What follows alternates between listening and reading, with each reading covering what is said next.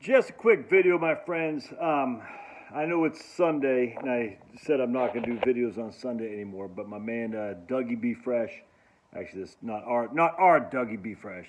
This guy's Doug from the Jesus Words Only YouTube channel. I was in communication with him back and forth. I said, "How do you keep the Sabbath?" Now for him, and it really should be the Sabbath needs to be on a Saturday. And I said, "Well, I don't do videos on the Sabbath, my Sabbath, which is Sunday, and I need to revisit this, frankly, because I want to honor God. You know what I'm saying? I want to keep the Sabbath." And what Dougie B said is not our Dougie B, who's been around this channel for a long, long time, who I like actually quite a bit. Dougie B's an inquisitive kind of guy, but Doug from Jesus Words Only said, "Well, Josh, he knows my videos, my YouTube channel goes, if you're doing it to help people, Jesus says that's okay. If you're working on the Sabbath in order to help people, like for out of wage, for okay. If you're doing it to help people, Jesus says that's all right. You're helping the poor and stuff like that. And so basically, essentially, don't take a wage or anything like that, if that makes sense. As long as you're helping people. Now, here's the issue: is I still get income on my videos on YouTube, so I got to find a way to make these videos I do on Sunday, and it might soon be Saturday. I have to revisit the actual dates of the Sabbath in the Bible. Some of y'all might know it better than I do. I'm familiar that the ancient Hebrews had the Sabbath on the Saturday. I'm not actually sure how it got changed to Sunday. And so I don't really need to know that much right now. If you have some links or something like that for me to read, I'd like to see that. But anyway, point being is, if I'm helping you in terms of your ability to hang up the boots and pursue a more fulfilling life, if I make money off that video I do on the Sabbath, I will donate that for sure to a pregnancy center, 100%. And what I mean is that money would be in terms of whatever YouTube revenue I get from that video, if that makes sense. So I got to put that's what I'll do. I'll put something that says Sabbath video. Ooh, that's a good idea. That's a good idea. And then I'll just calculate the money I get and give it to the pregnancy center. You know what I'm saying? Oh, hey, look at that, man. God. The point being is, I don't have to go to work tomorrow. I mean, I have work, but not a crappy little job in an office or anything like that. And once you're free from those shackles, you can pursue stuff that is of interest to you, even if it's not of interest to any other person. It doesn't matter. If it's of interest to you, that's what matters. And so the things that are of interest to me, the Michelson-Morley experiment. I'm just reading about Dayton Miller right now. I read about this physicist who also won a Nobel Prize in economics saying, we need to revisit our theories on gravitational theory, that's what he said. And this is the guy, Alias, I think his name. Maurice, I want to say Alias. I never heard this guy, but he won a Nobel Prize in economics, and he's a physicist before that. He's like, dude, the fact is it's a scandal that science has never talked about Dayton Miller's experiments. And Dayton Miller came out of the realm of Michelson-Morley. And we all know Michelson-Morley, right? Right? Do you not know Michelson-Morley? Well, you should.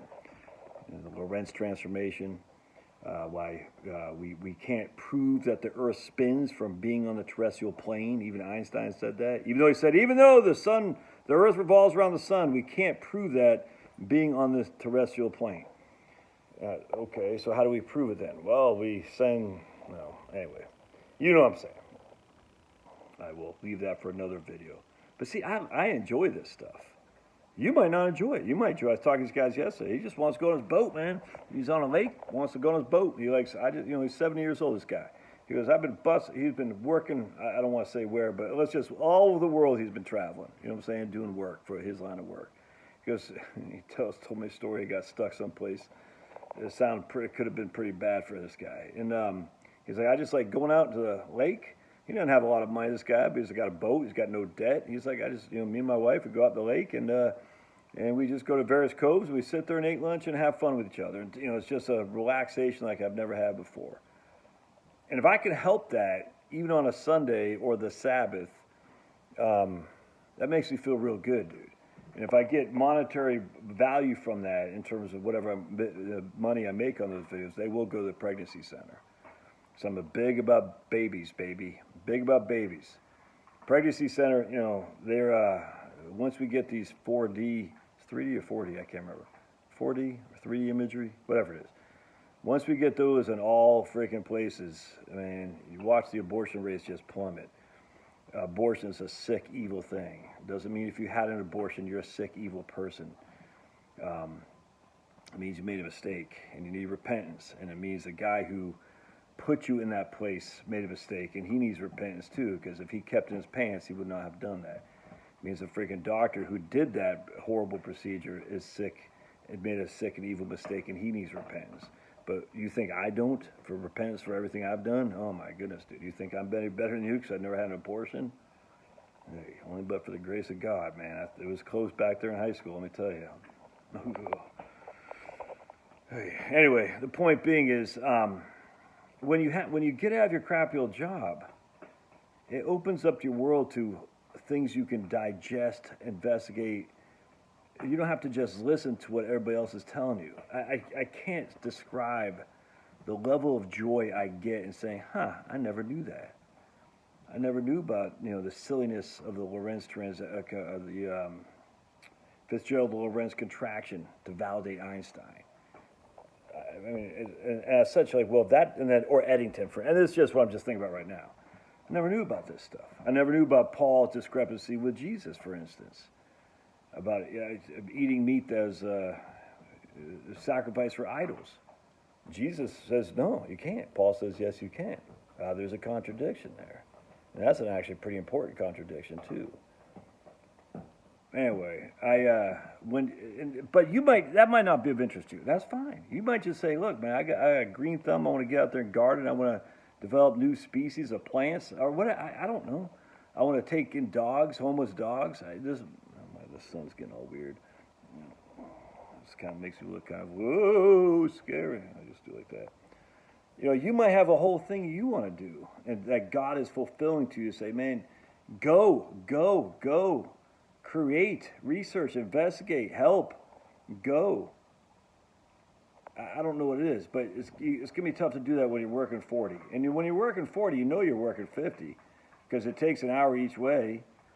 Well, that's 20 hours right there, right? Yeah. So let's say it gets an hour to commute. So that's 50. It takes an hour to get ready. That's 60 hours just working, of which 20 of those hours, a third of it is not even at work. And most of you guys know you're working more than 40 anyway. Anyway, so that's what I'm going to do, man. Sundays I'm going to do videos to try to, whatever. I'm going to put it on their Sabbath video. That's what I'll do. Yeah. That'd be good. And I'll keep track of that. I'll put a playlist of Sabbath videos, see how much money I made from those, and whatever. And I might not make much, but give it to the pregnancy centers. Yeah, that's a great idea. Look at me coming up with good ideas on the fly. I just literally thought of that idea while I was doing this. Anyway. So it goes back to your retirement. What's keeping you from retiring? Fear? Yeah. Are you more feared about running out of money than you are of God, for instance? I think we all kind of are. We have more fear about the temporal than we do the eternal. And that's got to change, man. For me, too. I'm looking at myself for me, too. Anyway, so, just thought process. All right, we'll see you.